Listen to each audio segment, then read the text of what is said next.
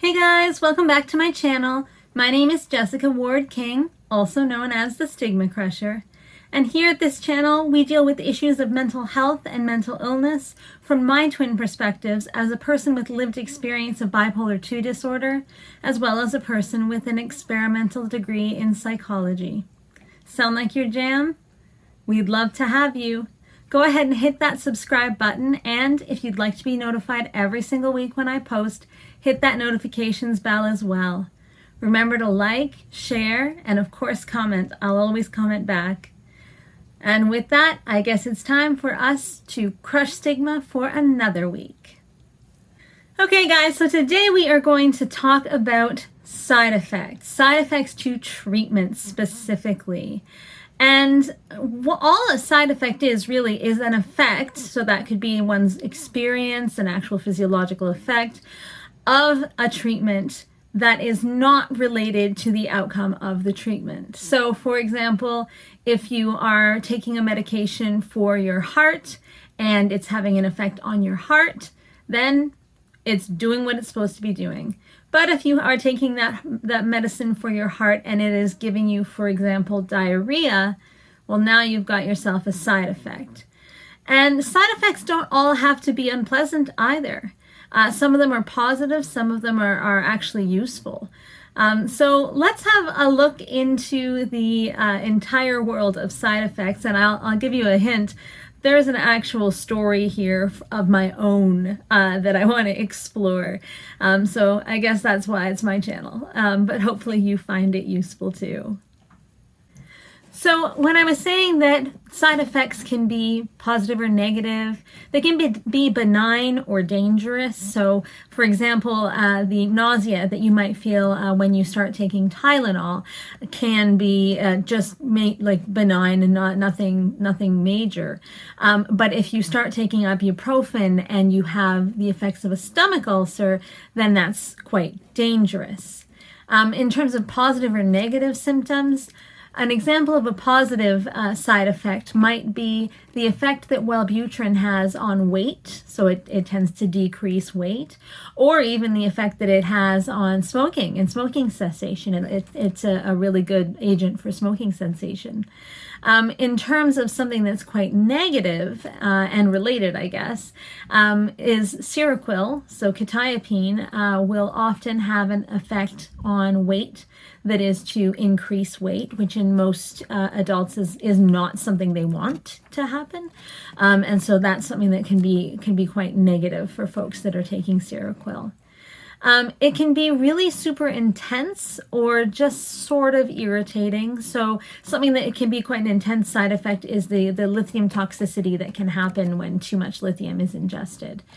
So that's it's a kind of a side effect that would be definitely quite intense. And something that's just more irritating would be the dry mouth that you feel when you take Benadryl, for example. There are side effects that are no big deal, such as maybe the drowsiness you feel when you take diazepam. That can actually be very desired effect, actually make a person to calm down a bit. Whereas a deal breaker might be the sexual side effects that you get from an SSRI like Prozac.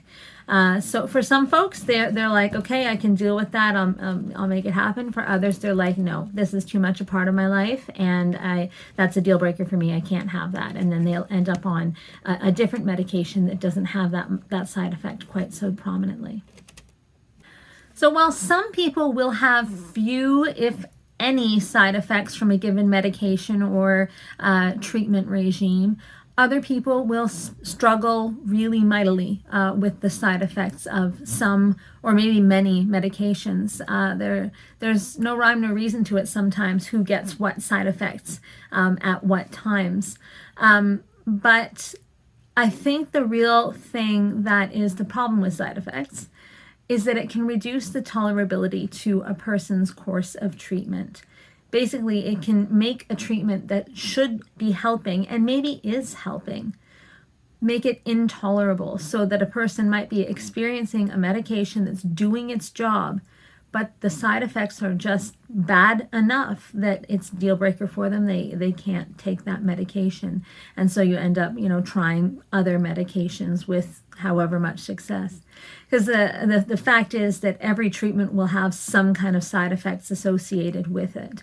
And I mean, that's partly the way in which medications and other treatments are evaluated, is they're evaluated over, does any patient in any of the clinical trials have any side effects. So that's why you'll often see headache, nausea, dry mouth, things that are pretty common in the general population all overall.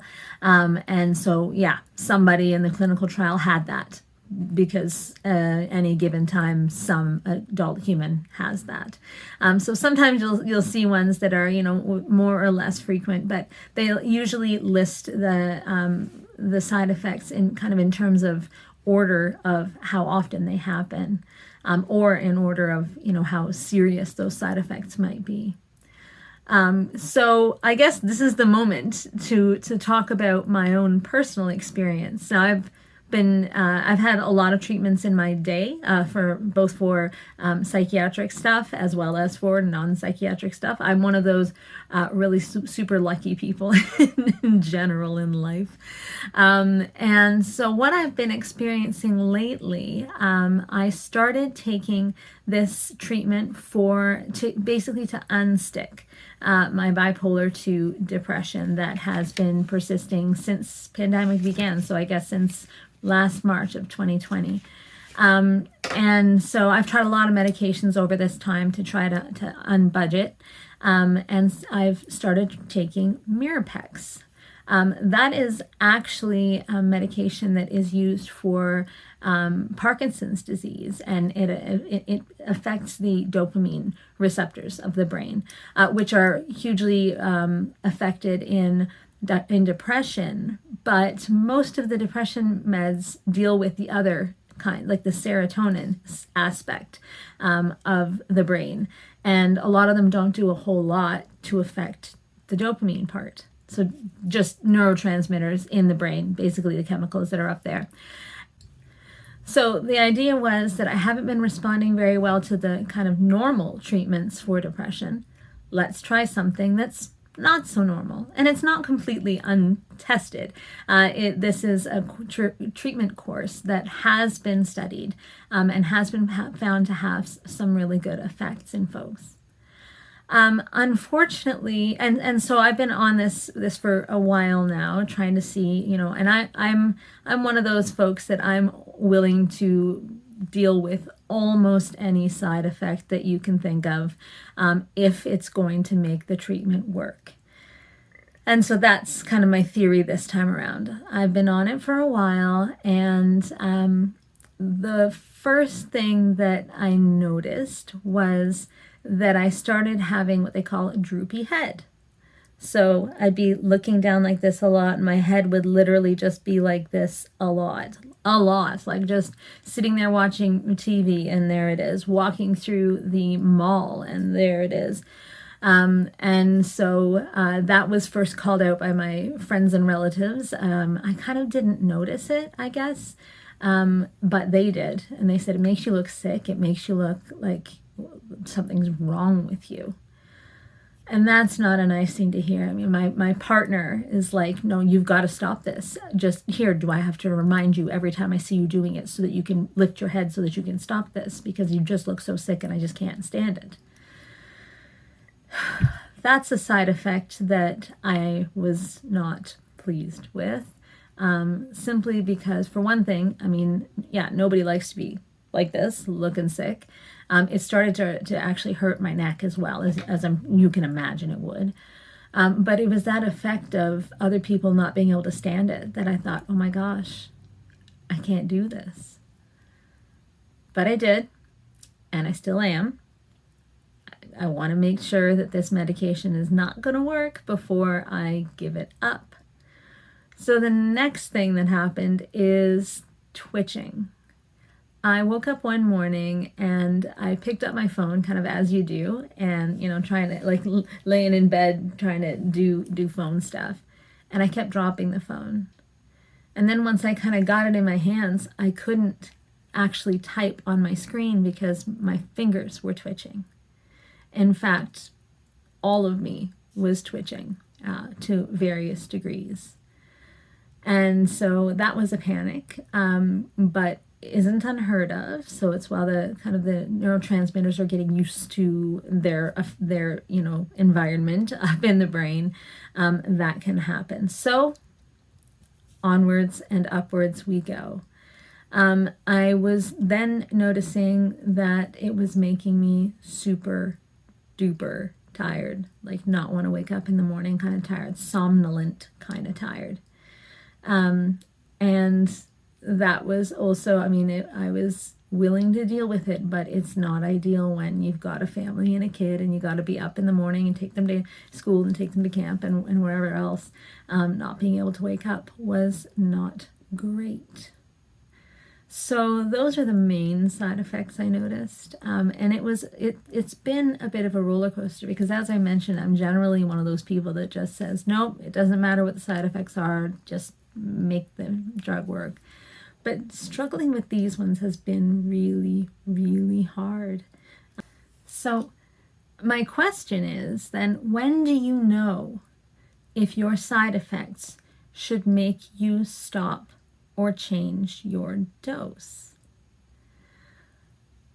So step one there is that question can only be asked with your doctor or care team. It is definitely not a question to be asking on one's own. Even myself, when I woke up twitching, I feel like panicked. But instead of not taking my next dose, I made sure I got in contact with my doctor and had that conversation with him. And, at that time he said, do you want me to stop? And I had made the decision that no, I would continue, knowing that the twitching should calm down.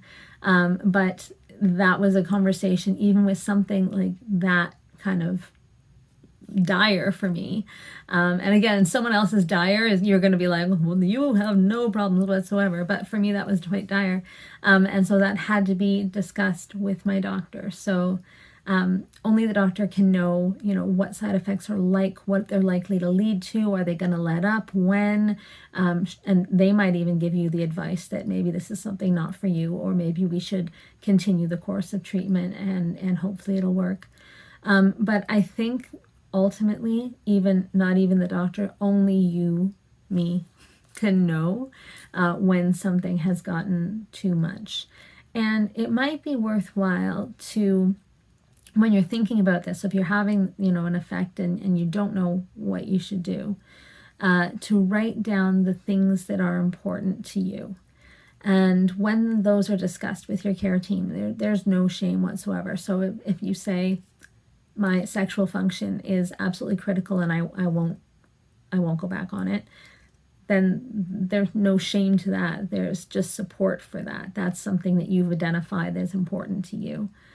You might also want to write down if there's any kinds of interactions between medications. Sometimes if your care team doesn't have the pulse on everything you're taking, but things can interact with one another. And therefore they could say, the problem is not your medication. The problem is the interaction, and maybe we can adjust two of them and make it better. But definitely taking the time to write things down, talk with your loved ones about what they think is important as well and important for you.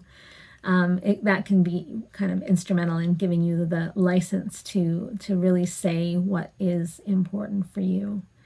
And it is true that sometimes it's important to tolerate some side effects in order to really get the desired effect of the medication. And quite often I have found, I'm on different medications than you might be, but quite often I find that those side effects do lessen as you continue to take the medication. And so for some folks, taking an antidepressant medication will make you really, really tired. In my experience, eventually not so tired, wake up at normal time, no problem. But I know for me, something like Seroquel causing the weight gain around the middle, that continues to happen. So you might want to look into, do some research and ask your care team what's likely to happen with this side effect. Is it likely to get better or is it likely to get worse? And if you decide that something is not worth it for you, then it's not like you're going to go without. Your care team will prescribe something else, another treatment or another medication that can help you equally well, and in some cases more. So it's not like you're giving up on yourself or on getting better by saying that you don't want to take a medication because of its side effects. You're not at all giving up. You're giving yourself a chance to continue to be healthy and to be well and to get better in a way that is right for you. So that's mostly what I wanted to say. Not a huge, big, long one today. But I'd love to hear anybody else's stories of their side effects, whether, they were resolved or not. I'd love to hear your stories, and I'd love for you to be able to take the opportunity to talk to your loved ones and your care team about your side effects and your medications and find the one, like I say, that is right for you. All right, so that's it for today. I would really appreciate it if you would share this widely. I know there are lots of other folks that would benefit from and enjoy working with us here. And please do comment and like, and I will look forward to seeing you in our next video next week. Take care, guys. Bye. Stigma Crusher.